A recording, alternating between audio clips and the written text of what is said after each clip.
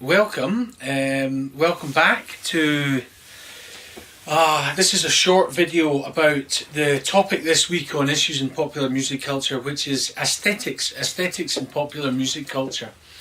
Now, this is in some senses a difficult area, but in other ways it's actually not that difficult.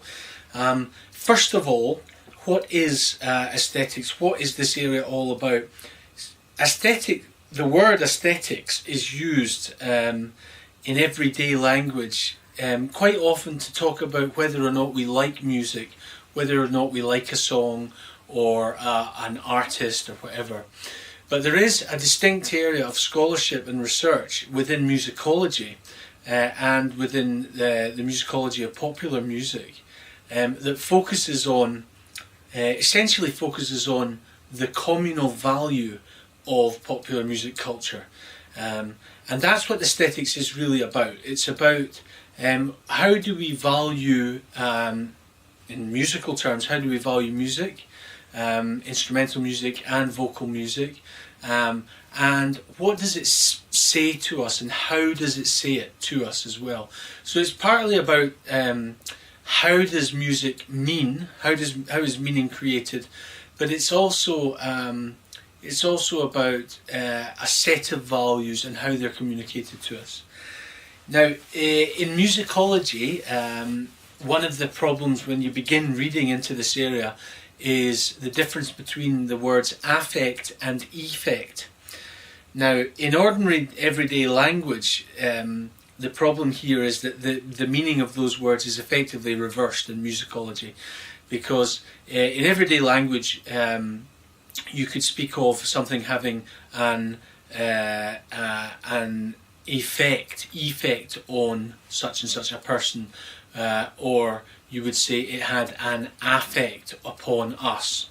Now, in musicology, affect, A-F-F-E-C-T, takes on a particular meaning, which is essentially about feelings and emotion.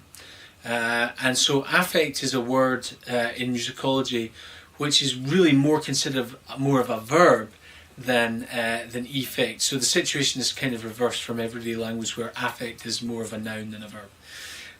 But affect is important because what it says is it's about this whole area of how music makes us feel. Now, there's, of course, as you would expect in music, there's more difficulty as well, because we're talking about something which is heard with your ears and perceived in the brain or with the body. And of course, in ordinary aesthetics, you can talk about things like a pen having primary qualities. So you can say, well, I can feel this pen because I can physically grasp it, but I can also see it. So there's actually two senses in which you can actually know that the pen is there.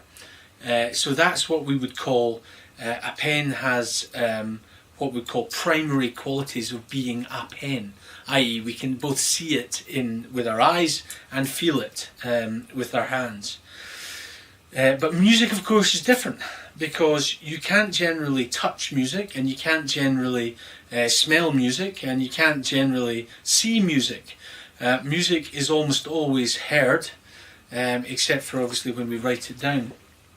So in this case it becomes quite a particular case in the aesthetic tradition that's difficult to discuss because of its what we call immateriality, its non-material aspects. Now, some people disagree with that because, of course, some of us feel that music does have material effects on our bodies, and that there is a school of thought that says that we listen with our bodies and we can physically feel when we're listening to music because it affects our bodies in a visceral way. And there's a whole school of thought around that, which is you could describe maybe as embodied aesthetics and understanding embodiment.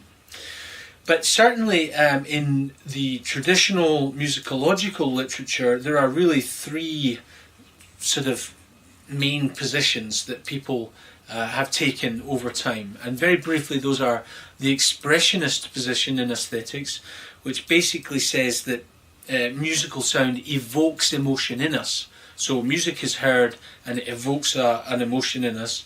There's the referentialist position, which says that music actually mimics our feelings mimetically, i.e. it imitates the feelings that we feel in daily life.